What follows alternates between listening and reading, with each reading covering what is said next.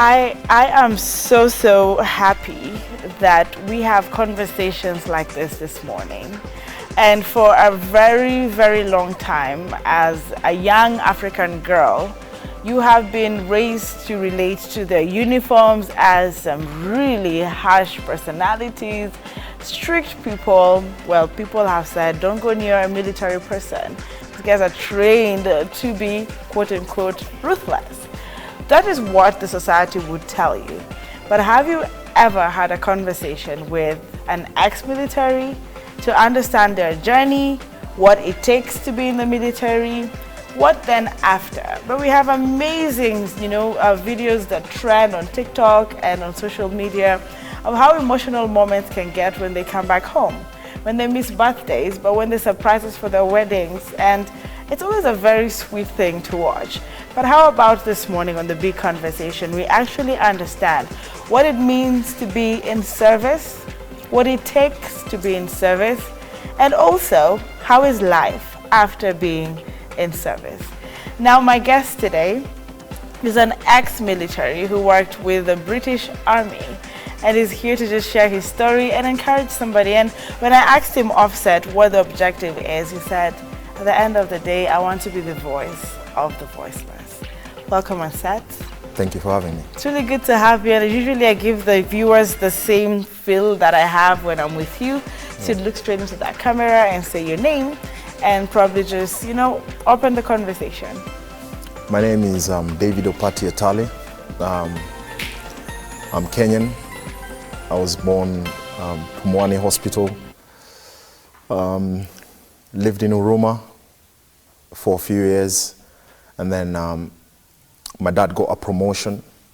Then we went to Maringo Estate, and that's where my passion for football began. Yeah. Your passion for football. Yeah. And I like that we start from there, David. You had a passion for football, but did you ever at one point play football? Because we want to get how your journey got into the military. Yeah, I played football for two of the most decorative clubs here in Kenya, in the Kenyan Premier League. So I started my football career at Nationwide with Waterworks, the best in Kabete. Mm-hmm. And then from there I went to Kangemi United. And then from Kangemi United I went to Kenya Commercial Bank. And then from there I went to Tusker Football Club. Amazing. Yeah. So when did the shift happen? When did you decide, now I am interested in military? Or did you also have some, career, excitement or hope to join the military as a young person? No. No? What happened? Nah. When I was growing up, my journey was a bit different. Okay. I was a young boy, naive. All I wanted to do was have money, go to the clubs, and just have a good time with myself. Mm-hmm. So when I was playing football, so football in Kenya wasn't paying great. All right. So for example, when I was playing for Kenya Commercial Bank, if you win a match, you get 800 Kenyan shillings. If you draw a match, you get 400 Kenyan shillings. And if you lose a match, you don't get anything. Okay. But you played? Yes. All right. So when I went to Tusker Football Club, that's the first time that I actually had a salary. But it still wasn't great. And so I became a matatu driver part-time. So my journey began, I would say the turn of events began when a friend of mine approached me and he said to me, Dave, I like the way you dress. No one can suspect you of doing anything. And I want you to do me a favor, but I'll be paying you. So I actually didn't understand what he meant at that particular moment in time. So I said to him, what do you mean? And he said, no, we'll have this conversation another day. I said to him, okay, that's okay. So the second time he approached me, he told me, look, I want you to be keeping guns for us. I was quite naive at that time. How old were you? I was about 18. Okay. And I didn't think twice. I was only thinking about the money. So I asked him, my job is only to store this? And he said, yes. So that's what I used to do, and they pay me. So one day, there was a cop that he used to know me and he used to know about my football. So one day I just left training in the morning. I was going for my shift at 2 p.m. and the cop approached me and he said, look, you're not driving the matatu today. I need you to come with me. And he told me, I know what you're doing. And I know that is not what you want to do, because I know he knew my character as a person, that I was not built that way for what I was doing. I was just trying to make some money. And he told me, look, I want you to try and apply for the British Army. Okay. And he said to me, my cousin had applied for British Army online and he was selected. Why don't you try and do the same? So we went with him to the cyber. I applied, and within 2 weeks I was in the UK. So that's how my military journey began. This is when you were 18. Yes, now this time I'm 19, because I started doing... So you stood guns for about a year? Yeah, for about a year. And the cop would just, you know, check you out. He knew that's not what you wanted to do, but he also knew there was a need. You needed money, and he guided you to actually, you know, try out the UK Army, and it worked for you. Yes. So in 2 weeks you were in the UK. Let's start with your first, you know, a feeling landing in there, because this is just, someone suggested this to you. You're 19 years old, and I can imagine a normal 19-year-old Kenyan boy watching today landing in the UK. It was an experience that I can't forget, because when I got to Heathrow, it was during winter, you know, and it was absolutely freezing. And I called my mom and I said, no, I want to come back. And my mom was like, no, you're staying there, because I never respected my parents. Okay. As a child growing up, you know, I thought that everything that I was doing was right. I thought the advice that they were giving me was totally wrong, to a point where I threatened to kill my dad, you know. And when they heard that I got the opportunity to leave the country, they were very happy for me. But at the same time, they were worried at the same time, because they didn't know what type of person that I was going to turn out to be. So when I rang my mom that I want to come back home, she was like, no, you're staying there, you know. And I just said to myself, you know what, this is an opportunity that I need to grab. I didn't know what to expect. All right. So when you're applying to join the British Army, you need to have a sponsor. So a sponsor is someone that when you leave the country and you go to the UK, you're going to stay there for a few weeks as you're doing your training. So training now for you to get to now the military school. Yes, yes. So fortunate enough, I had a friend here in Kenya who introduced me to a friend in the UK, and they took me in like their own son. Amazing. So when I got to the UK, I went straight to a place called Gloucester. All right. That's where I stayed when I was doing my fitness tests, my checkups, and I passed everything, because I was still a footballer at the same time, so I was physically fit. And they accepted me, so I ended up going for training in the infantry school for 6 months. Yeah. And I'm just looking at, you know, you talking about you being in that life where you threatened your dad. And is this basically speaking for the life of a young boy in the Kenyan ghetto? Because you're talking about Jericho, and I'm looking at Jerry, Maringo. It's been quite a life there.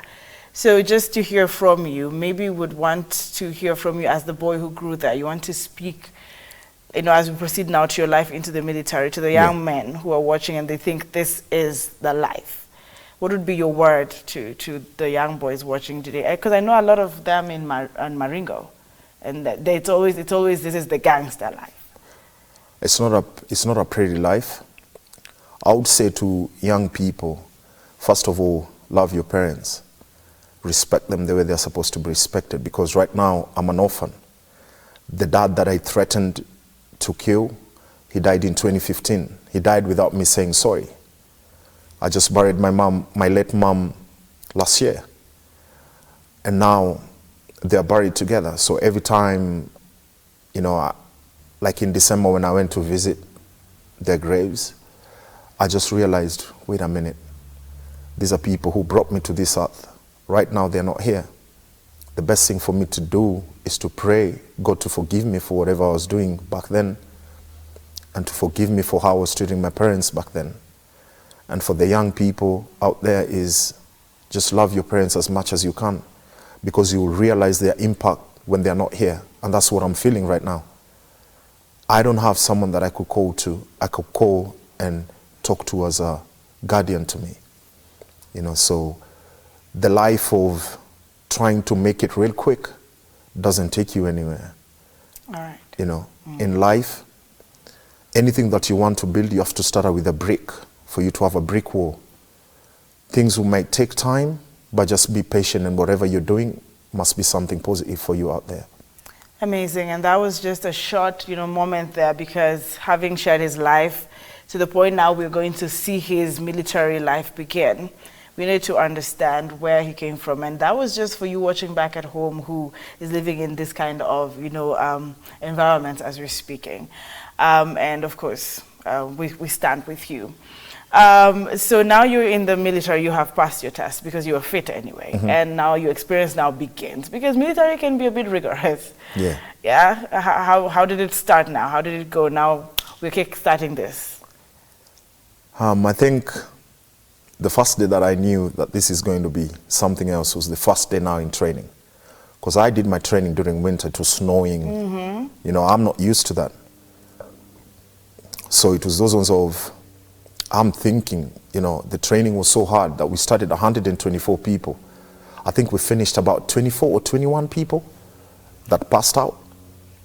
And it got to a point where I wanted to give up. I was like, this is not meant for me. But now I had a good friend of mine, he was from Ghana. And he was a fisherman. And he told me, he told me, look, Dave, we've come a long way for you to give up. And we did one training where I just felt like this is not for me. So the training was, it's called Bionic Training. Okay. So where now they wake you up at 2 a.m., they take you to, it's like a river, and it's frozen. Whoa. And you have to, when they shout grenade, you have to dive in. So my body was freezing, and I was like, I don't have to do this. I can just go back home and try and see and figure out how my life is going to be. So the training was really tough and intense, but at the same time it was professional. Everything they teach you and prepare you how to go to a war. How to go to a war. Yeah. I want to talk a bit about this specific training where they say grenade and you jump into ice cold water. Yeah. For how long do you stay in the ice cold water? It depends with how long the instructors want you to stay in. Okay. Yeah. All right. So that could be a maximum of how long? Probably about 2 to 3 minutes. Okay. That's a long time. There's been always that idea of it's rigorous training that hardens military people, and I want to hear from you if this effect really worked on you, because by the time you are prepared for war, which are other trainings that, I know you cannot give us all the details, but we want to see what built you into who you were not or didn't think you would be. I think one thing that I would say, the infantry training changed me a lot, the person that I was, and it hardened me so hard. I wasn't afraid of anything. You're trained, this is someone who's being trained from being a civilian to being a soldier. Yes. That's it's a huge jump. And now they're trying to change your character as a human being. Oh, yes? They're trying to change you to be, look, we are training you to be someone who's going to protect the citizens. So there is a certain way that you need to carry yourself and build yourself for you to be able to, if you're sent to Iraq or Afghanistan, you're able to withstand everything that's thrown at you. So it really changed me a lot to the person that it got to a point I didn't have humanity anymore. And that's just the way it is, and you can't change it. And that's exactly how I would put it. Now you look quite human to me. You know, you look like you have a lot of humanity in you. But when you were, you know, I want to talk about, you know, how you're built right now. And I want to know, was it due to the war that you got amputated? How did you get to, you know, having to use the clutches? Was it part of the training? Was it in war? And what is your recovery? How is your recovery journey like? One thing that I would say is, as an infantry soldier, you're trained to go to a war, but you're not trained on how to come back home. Okay. So there are so many things that, so I went to, when I went to war, what happened to me was a day that we were just being told that we are going to go for a patrol. And I think that day, before you go for any patrol, you go for a briefing. Okay. So you go for a briefing and they explain to you, this is where you're going to go, this is what you're going to do. So I was in a group called the Fire Support Group. So the Fire Support Group is a small section that have been trained to deal with the heaviest weapons that you can think of in the battalion. So I was trained to be a javelin missile launcher. I was trained to fire the heaviest machine guns. I was trained to, you know, I was a driver as well for a vehicle called a Jackal vehicle. It's an armored vehicle. You have to be trained to be able to drive this vehicle. And it's only the chosen few who are trained to drive this kind of vehicle in a war zone. So I was a driver of that.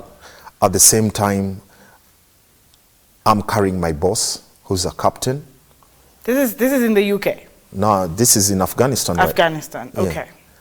Yeah. I was the leading vehicle because I'm carrying my boss who gives us instructions. You know, and when we went for the briefing, I just had a bad feeling about where we were going to go because we were going to the Taliban stronghold.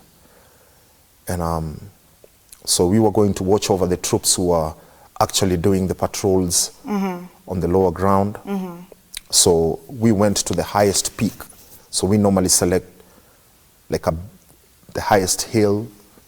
We go there and we overlook the troops who are actually now conducting the patrols. And we are normally 4 vehicles. So the next day, one of my friends was just like, Dave, you don't look okay. And I said to him, I'm not, because I was just not myself. I had a bad feeling that there was something that was going to happen. So we left that morning. The whole day was quiet. Yes. And one of my friends who was a gunner, so the vehicle that I was driving is an open vehicle at the top that you could see. I think we've seen it in movies. I would speak for all of us who've just seen that in movies. Yeah, you've seen it in movies. So it's open at the top. So on my left-hand side is my captain, who's got the light machine gun. At the back, we've got the heaviest machine gun. So the light machine gun fires a bullet, 5.56. So that's a small bullet. The gun at the back, the one which is mounted on the vehicle, fires a bullet, 7.62. And my friend, who was the gunner, since the whole day was quiet, yes, he said he needs some action. Okay. And me and my boss, we turn around and say to him, please don't say that. And before we even finished, we got ambushed by the Taliban. But now it was so tricky for us because we didn't know where the Taliban were firing from, because they were firing from different points. So when I realized that we are in for a fight here was where I was sat. My boss was firing his weapon. My rifle was just beside me. So I was trying to look through my SUSAT of my rifle to try and identify where the enemy are firing from. But now there's an aerial which was next to me because we have comms inside our vehicle. And one round, the Taliban fired a round and it split it into 2. And that's when I realized, you know what, we are in for a firefight. The Taliban were stronger. Yes. On this one, they were stronger. They were stronger. Okay. And they just waited for, because we were looking over our troops who were doing the patrol. So ambush. Now, they just waited for them to extract the area and go back to the base. They knew there are 4 vehicles up there with around 9 or 12 soldiers. Yes. So they knew this is a perfect opportunity for them to ambush us. But me and my boss, we realized there was something funny. There was something that wasn't right. And we came to realize that the gun at the back, because it's very heavy, and when you fire it, the vehicle shakes. But the vehicle wasn't shaking. So when I looked over my shoulder, I found out that my friend had frozen. And that's because of shock. Because it can happen to anyone, especially when you're ambushed and you were not prepared for it. So I had to leave my driver's seat, jump at the back to try and assure him, look, we're in for a firefight. You know, he's one of the best soldiers that I've ever worked with, but, you know, shock can get you anytime. And that's when now he got into the game now and started firing. But we were in a firefight for almost like 2 hours. And we realized... 12 soldiers? Yes. Okay. And we realized, you know what? We can contain these people. So my boss had to call in the Americans, because we normally work with the Americans really close. So we had to call in for air support. So as soon as we got the air support, it was getting a bit dark, about around 6:30 in the evening. So on our helmets, yes, we normally have the night vision goggles on. All right. The night vision, sorry. So the night visions are, I don't know if you've watched the movies where you drop it down and now you can see when it's pitch black. When it's pitch black, you can see everything as clear. So I had to wear that. Everyone has to wear it. Because it's now dark. Because it's not dark. Yes. And my boss said, we need to extract this place, because now we had got support. So the air support is to distract the Taliban for us to extract the place. So when he says extract the place, if I could say in Swahili, it's mtoke hapo. Inabidi tutoke hapo, juu hapo si mali tunaweza kaa. Yeah. All right. So about 50 meters from there is when I drove over something called an IED. So it's an improvised explosive device. Yes. And the IED was so powerful that it was... What they normally do is, if I could explain it better. Yes, please. And even if you can explain it in English and then in Swahili, people would love to follow that. Yeah, okay. So... Because the reason why I'm saying that is in just last month, we have experienced the IEDs in Mandera, I think, and it was on a PSV ran over it. And you know what that means. So Kenyans would love to know really what that is. I think I would say it in Swahili so that people could understand better. So, Mataliban ni watu very clever. Hao ni watu mimi sijaiona. They are very clever na kila kitu wanafanya. So kitu walikuwa wanafanya ni kama hizi mtungi za Elianto za kuweka mafuta. So tunaweza sema ni kama tu imeza. So what they do, wanaeka explosives ndani. Hiyo ni kama moja. Ama wanaweza eka kama 6. So hizo 6 wakieka ni wanazieka in 6 different, like 3 huku, 3 huku. Tuseme kama ni barabara.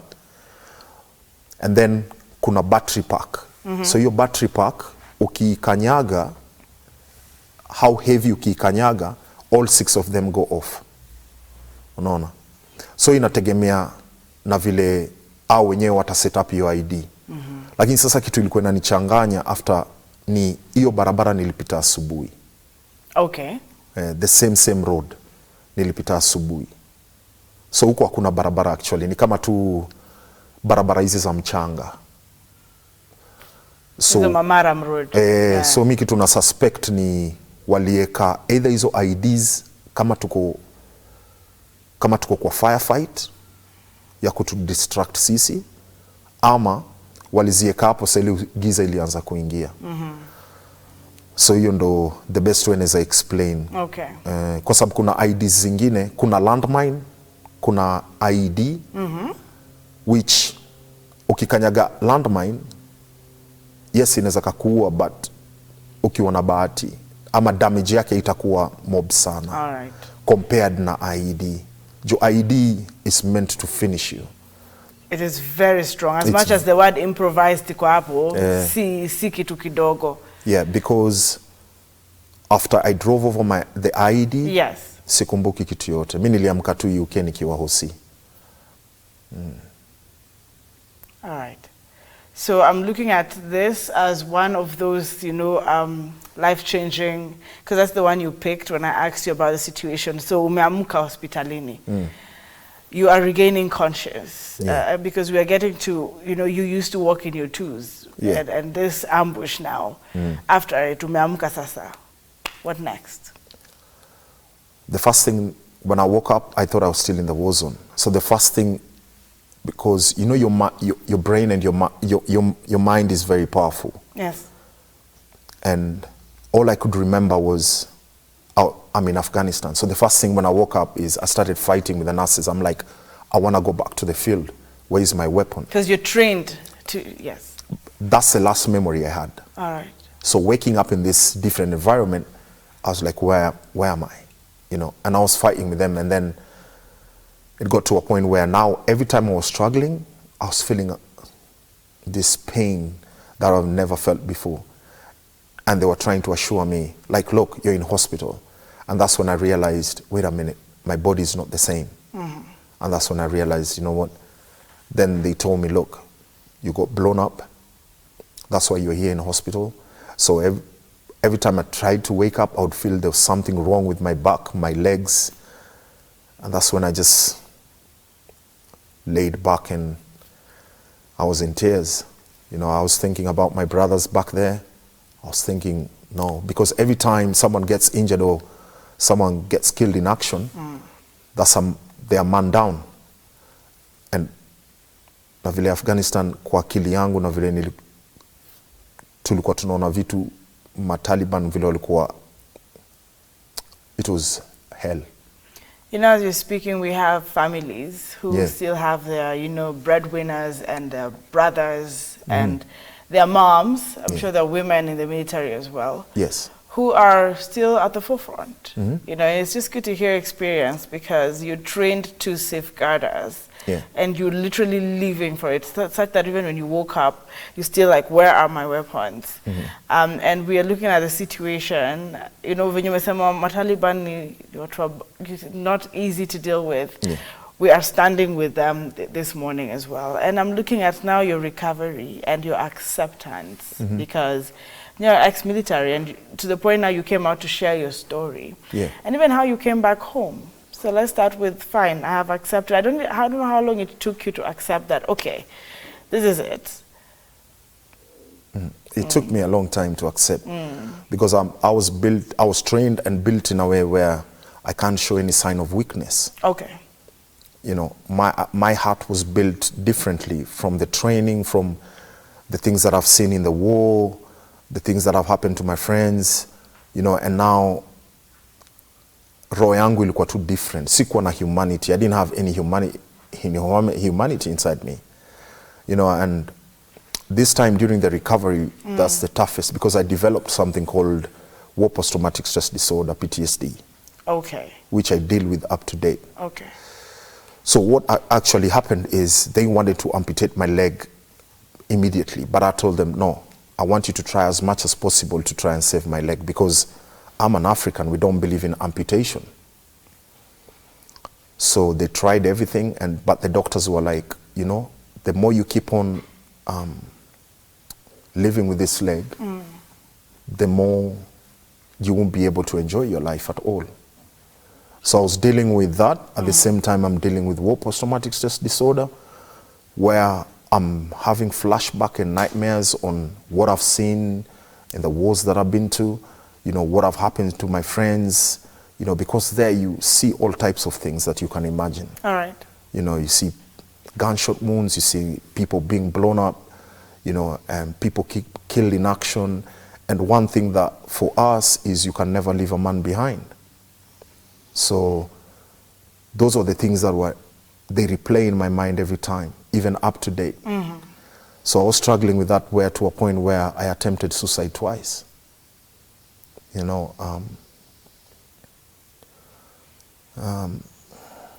Yeah, I want us to take a short break.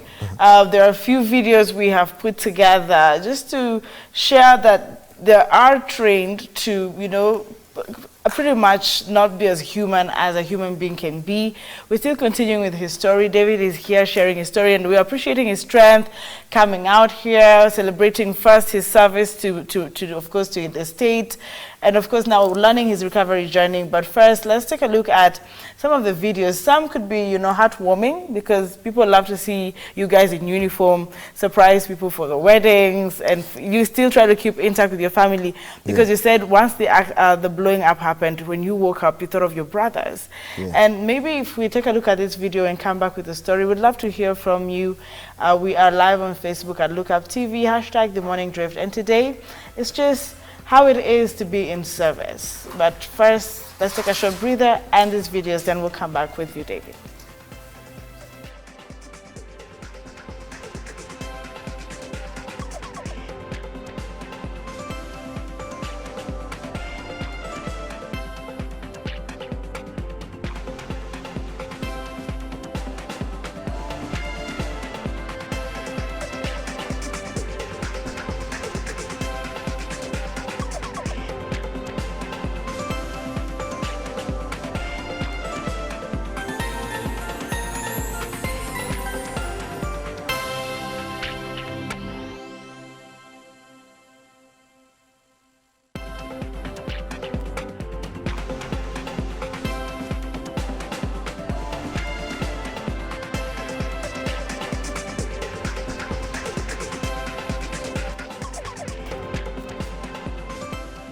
Oh yes, now we are back, and it's such amazing to just know that, you know, someone has been there and you're probably there, but they can still share, so you can pick a few things in your journey.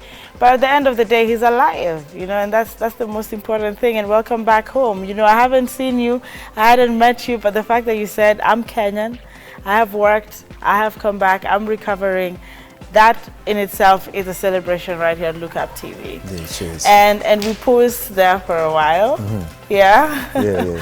But we hope to, you know, pick it from there, if that's okay with you. Yeah, that's okay. And now figure out, you know, the healing journey. You've said it's quite a mountain, you know. Yes.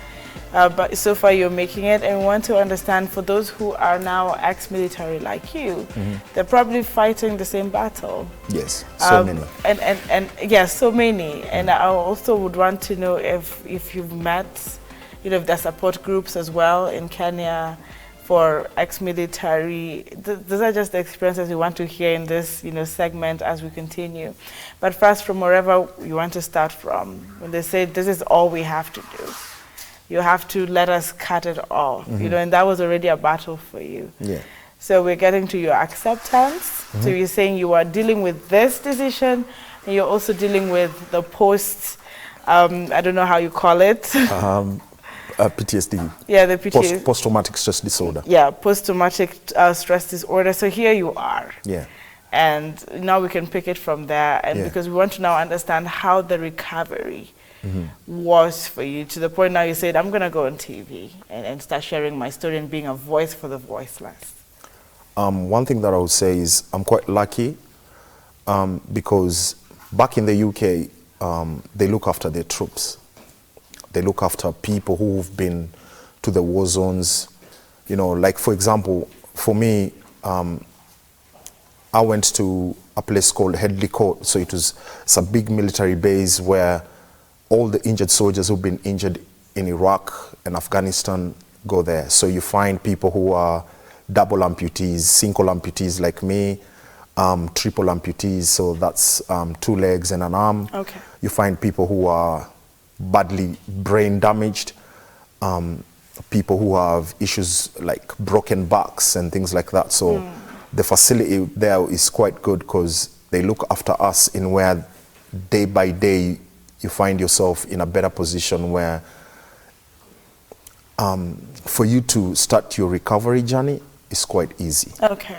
But now when it comes to the war post-traumatic stress disorder, that's a bit tough because the first 6 sessions that I had with my psychiatrist, I didn't say a word. And it's 45 minutes long. That is because I'm here trying to talk to someone to try and help me. But at the same time, I don't know this person sitting in front of me. So I don't want to look weak. by sharing what's disturbing me, why I can't sleep, why I'm having these episodes where I became an alcoholic, I became someone who was taking drugs, you know, to try and numb my pain, to try and numb everything that I've seen, and also what happened to me. Yes. Because now here I was born with 2 legs, now I have 1 leg. So that journey was pretty tough, and it's a journey that I'm still on up to date. The journey for me getting a prosthetic leg was also not easy, because first of all you start with a leg called a KX06. So that's the first one they give you for you to try and see if you can start walking. So the minute you get used to that and they can see you're walking properly, they give you now the most advanced leg, which is the genium leg. All right. So, but at the same time now where the problem normally comes in is now you have problems with your neuroma nerves, you know, because when you got blown up, it was badly damaged. So now you have to go back to the operation table for them to do the same, to repair your nerves. Did you have to go back? Yeah, I've gone back a few times. Even now, when I go back to the UK, I'm going for more surgeries. So that is the challenging thing that puts you back, but at the same time, you just have to be thankful and grateful. So the journey was tough, but I thank God I was in a place where they look after us so well. Okay. Yeah. So your journey recovery started in the UK? Yes. And now I'm looking at you coming back home. I don't know when you came back home, and that I also feel like must have been quite an experience there. If your parents were still alive at the time, how was it like coming back home? Because how many years were you in the UK? So I've come back home a few times. So the first time I came back to Kenya without, the first time with my prosthetic leg was 2017. Oh, okay. That was the first time I came. That was the first time that everyone saw me with a prosthetic leg for the first time. So people who knew me, my family and stuff like that, that saw me living with 2 legs, that's the first time they saw me with 1 leg. And that's the first time I also started sharing my story. It wasn't easy because one thing that made me start sharing my story was because so many people are going through so many things around the world. And there's so many people who are in a worse position than the way I am. You know, and sometimes in life, when you hear someone's story, it becomes your healing. So I said to myself, you know what, I'm not looking back from what has happened. I accepted my situation the way I am, and I said, I'm going to take this as a blessing and make sure that if I share my story, someone out there can see that there's also hope. You know, I want you to say that also in Swahili. You know, because mara nyingi ni mavijana. As we're speaking sahi, hakuna jobs. And most of them are just looking at, I've seen a lot of people even want to bribe their way into police, military, and najua umesikia hizo vitu. If you've been a Kenyan, you know that we're just looking for a way out. So pengine usemenili, the experience you've told me, when uliji accept, ukasema asa nimerudi home the first time they saw you, and why we're seeing you on TV today, maybe ndo aelewe mbona his story ni for them to also listen to. Unajua pia kitu ingine pia siwezi fanya ni, mi nimekuwa na bahati naishi UK. Na UK system inafanya job. So unapata huko kuna opportunities mob unaweza to become someone. Hapa Kenya opportunities hakuna. Unaona? Watu hawana majob. The youth hawapati majobs. Kuna watu wako na madegree, wameenda chuo, wana struggle huku nje. So unaona experience yangu UK siwezi compare na hapa mtaani. So mimi the best thing naweza jaribu tu kuambia watu ni usijaribu ku give up. Give up isikuwe ni option, lakini kuna wengine wamefika mwisho. Unaona? Na kama system ingekuwa inafanya job ile design mavijana ama ma youth mtaani wanapata majob, ingekuwa ni different. Unaona? Juu mimi nimemeet na watu wengi wale wako the same position kama mimi, wameserve KDF. Okay. lakini hawapati help vile mimi napata help. Nimekutana na mayouth wale wako mtaani, wanafanya vitu wafai kufanya, lakini sasa mtu akikuuliza unataka nifanye nini? Unajua pia inakuwa ni ngumu kwako. Juu huwezi enda mahali u encourage mtu na umpatie solution. Unajua? So kwangu imekuwa ni hard. Unaona? Yes, naweza jaribu kuku-encourage, but kama sina solution ni ku-encourage tu, huwezi kuwa tu encouraged peke yake. Lazima kukuwe na kitu ingine ni kuambie, okay, nda ku-encourage lakini channel energy yako ufanye kitu ingine kama hii. But ile kitu mimi naweza sema kutoka kwa experience yangu, vitu mbaya, ukifanya vitu mbaya ukijipata unakunywa you're into alcohol ama drugs ama vitu kama hizo zitakusaidia. The best thing tu ile unaweza fanya kama kijana mtaani ama mtu wowote ni ile design ya unaomba kila siku, ile design uko na hope. Alright. Ukijua kuna kitu poa itatokea. Ile let me try and do as much as possible to live a positive life, but najua kuna kitu poa itatokea huko mbele.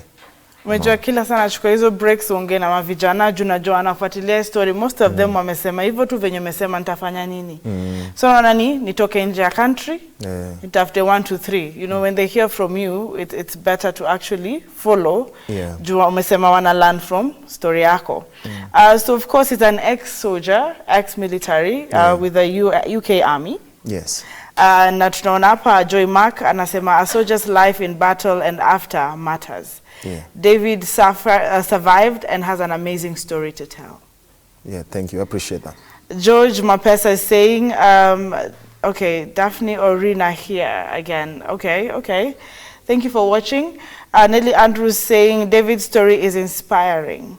Alive, better, and stronger. You can tell him he has more to share. You can tell he has more to share. Perhaps important to ask, are there war post-traumatic help centers in Kenya for the Kenyan troops? Now that you came back home, now umeongea na wase wa KDF, you know, unajua masoja mnakutana. Situation, najua wezi jua pengine kama huna hiyo authority, it's fine, but umeassess, mkiongea, do our own soldiers have, according to Nelly anauliza, do we have war post-traumatic help centers in Kenya for our Kenyan troops? About hiyo siwezi jua, but about wale matroops nimekutana nao, wale mimi huongea nao, juu mimi hujaribu kuingiza kwa jani yangu ya therapy. Okay. Ndo pia iwa make wa feel poa. Kwa sababu wale nimekutana nao honestly hawana help, hata wajui psychiatrist ni nini. Unaona? Au wanasema tangu watoke jeshi hakujai kuwa na follow up, hawajai fuatiliwa, vitu kama hizo. But sasa unaona hiyo ni au wananiambia. Okay. Mimi siwezi kuwa najua. Unaona? Alright. But wale nimeongea nao wana struggle sana na PTSD. Na PTSD ni kitu moja that haitawahi isha kwa life yako. Hiyo ni kitu uko nayo for the rest of your life. Once a soldier, even after ukikuwa ex-military, iko. So hiyo itakuwa there for the rest of your life. What a psychiatrist can do ni kujaribu kusaidia kui-maintain. So uache for example, so kama mimi nakuwaga na episodes. Okay. So mimi kama nikiweka simu yangu kwa vibrate na najaribu kulala, hiyo itani trigger. Nikisikia a loud bang ama nikienda mahali kwa party hivi na nione watu kuna maballoon na watu wanazipop, hiyo pia inani trigger. So unapata PTSD ni kitu very complex. Alafu unajua tena kitu moja nimelearn about Africa, to make a lot of stigma around these mental health issues, where haifai kukua hivyo. Because the more tunaiongelea, the more tunaimake aware. Because the more unaanza kubonga na mtu, this is what I'm feeling. Yes. This is what I'm going through. Hiyo ni the first step of healing. But now shida ile nimeona sana ni hapa, for example, wewe ukikuja ushare na mimi kitu, yes, when you're going through PTSD, yes, ama any mental health illness, ama kitu yote tu ile nakufanya unakuwa depressed, instead of mimi kukurespect, natani ile kitu umeniambia into gossip. Okay. So naanza kuambia watu wengine, au watu wengine wale wanakujua wanakucheka. So we pia ukifilivo, hiyo ndo inapeleka watu into, unapata mtu amejiua. Because hakuna love. Alright. Sisi wote ni human beings. and we all deserve love. Hautapendwa na kila mtu, but hiyo si job yako. Unajua, hiyo ni part of life. So I think mimi kwangu masoja wa Kenya wale nimemeet wana struggle sana. All right. I'm seeing questions coming in now for people who have wanted to be soldiers. Yeah. And they are asking, I can see one, Melissa, the name is a bit difficult, Yeah. but trying to figure out what to put into consideration. You know, if they're giving that second thought, or they want to actually venture into, you know, the military. So we're come in after this short break to discuss that, because you have been there. Yeah. And I would also want to ask the question as we come back, would you, if given a choice, consider going back? You know, if you are fit for it, would you choose that option again? Because the first time you went in, it was the only choice you had. You wanted money. Ulikuwa kijana wa Kenya mwenye aizi hama. Your time usually we say Kenya si hami. And right now there's the hashtag lower food prices. So you do know where this is pushing us to. But the question is, military, is it an option that you want for your children, for your men? And would he want to go back to that had he had to be fit and given a chance? Right after this short break, you're watching hashtag The Morning Drift. Remember to give us your feedback. We will now want to answer your questions directly. He'd love to talk to you guys as well. Don't go too far away.